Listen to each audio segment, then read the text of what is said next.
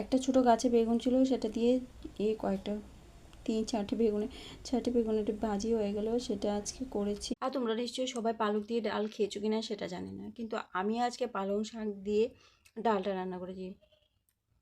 দিতে পারো, ওর রুটি দিয়ে খাবো তো, আর তার জন্য তো তোমরা খেয়ে দেখতে পারো, খারাপ নয়। ডালটা আর একটু ভাঙতে হবে, ভাঙলেই ডালটা রেডি হয়ে যাবে আর কি। তো মুসুর ডাল, সেটা মুসুর ডাল নর্মাল যেভাবে আমরা রান্না করি সেভাবে রান্না করেছি।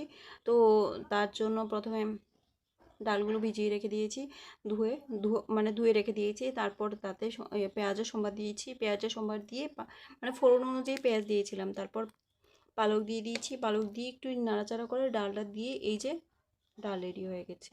আর একটু ভাঙবো, আর একটু মাখা মাখা হবে তো, তারপর রুটি দিয়ে